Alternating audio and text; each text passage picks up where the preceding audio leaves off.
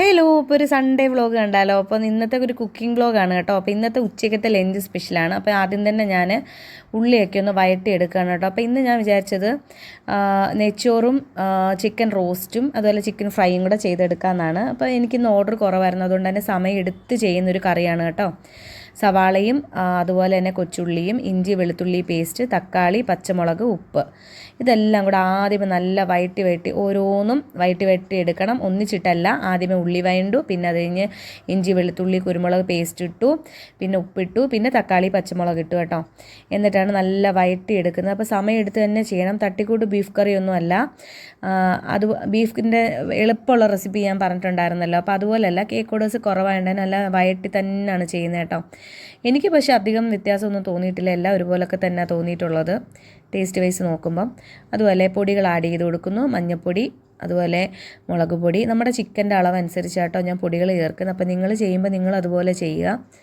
മഞ്ഞൾപ്പൊടി, മുളക് പൊടി, അതുപോലെ തന്നെ മല്ലിപ്പൊടി ആഡ് ചെയ്തു. ഗരം മസാലയും കൂടാണ് ഇനി ആഡ് ചെയ്യുന്നത്. അപ്പോൾ ഇതെല്ലാം കൂടെ ഒന്ന് നന്നായിട്ടൊന്ന് ഈ സവാളയ്ക്കകത്തൊക്കെ നല്ലതായിട്ട് വഴറ്റിയെടുക്കണം. പച്ചമണം മാറുന്നത് വരെ വഴറ്റിയെടുക്കണം. അപ്പോൾ പുറത്തുനിന്ന് വാങ്ങിക്കുന്ന ഈസ്റ്റേണിൻ്റെയോ ഒന്നും കറി പൗഡറിൻ്റെയോ ഒന്നും ചിക്കൻ മസാലയൊന്നും അല്ല ആഡ് ചെയ്യുക. നമ്മുടെ വീട്ടിൽ തന്നെ പൊടിച്ച മസാലയാണ് കേട്ടോ. അപ്പോൾ അതിനൊരു രുചി വേറെ തന്നെയാണ്. അപ്പോൾ പൊടികളൊക്കെ നന്നായിട്ട് ആഡ് ചെയ്ത് വഴറ്റിയെടുക്കണം.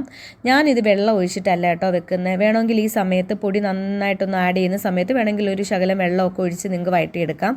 അപ്പം ഞാൻ കറിയുടെ കൂടെ തന്നെ നിന്ന് ചെയ്തെടുക്കുന്ന ആയതുകൊണ്ട് അടിക്ക് പിടിക്കാതിരിക്കാൻ വേണ്ടി പ്രത്യേകം ശ്രദ്ധിച്ചാൽ മാത്രം മതി. അപ്പോൾ നല്ലതായിട്ട് റോസ്റ്റ് ചെയ്ത് നമുക്ക് എടുക്കാൻ പറ്റും. അപ്പോൾ ഇതുപോലെ നന്നായിട്ട് വഴറ്റിയെടുക്കണം. ഞാൻ രാവിലെ തന്നെ ചോറ് റൈസ് റെഡിയാക്കി വെച്ചിട്ടുണ്ടായിരുന്നു കേട്ടോ. അപ്പോൾ കറിവേപ്പില ഇട്ട് കൊടുത്തു. കഴുകി വാരി വെച്ച് ചിക്കനും കൂടെ ഒന്ന് ആഡ് ചെയ്ത് കൊടുക്കുന്നു. അപ്പോൾ എന്നിട്ട് ചിക്കൻ ഇടുന്ന സമയത്ത് കുറച്ചും കൂടി ഉപ്പ് നമുക്ക് ആഡ് ചെയ്ത് കൊടുക്കാം. ഞാനിപ്പം ഒരു ശകലം ഉപ്പും കൂടെ കൊടുക്കുന്നുണ്ട് കേട്ടോ. ചിക്കൻ്റെ അകത്തും കൂടെ നന്നായിട്ട് മസാലയും ഉപ്പും ഒക്കെ പിടിച്ചെടുക്കാൻ വേണ്ടിയിട്ട് ഈ സമയത്തൂടെ ഉപ്പ് ആഡ് ചെയ്ത് കൊടുക്കുന്നു. നന്നായിട്ട് ഇളക്കി കൊടുക്കണം.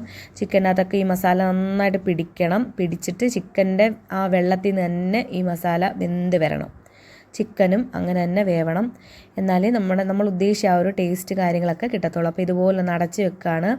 നന്നായിട്ട് ഇളക്കി കൊടുത്തിട്ട് അടച്ചു വെക്കണം. കൂടെ നിന്ന് തന്നെ ഇളക്കി കൊടുക്കണം. സിമ്മിൽ തന്നെ തീയിടണം.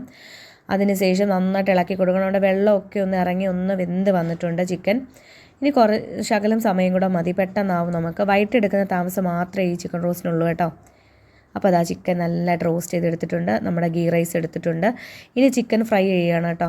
സിമ്പിളാണ്. കോൺഫ്ലോറും മുളക് പൊടി, മഞ്ഞൾപ്പൊടി ഇടുന്നില്ല, ഉപ്പ്, പിന്നെ ഇഞ്ചി വെളുത്തുള്ളി പേസ്റ്റ്, ഇത്രയും മാത്രമേ ഇടൂ.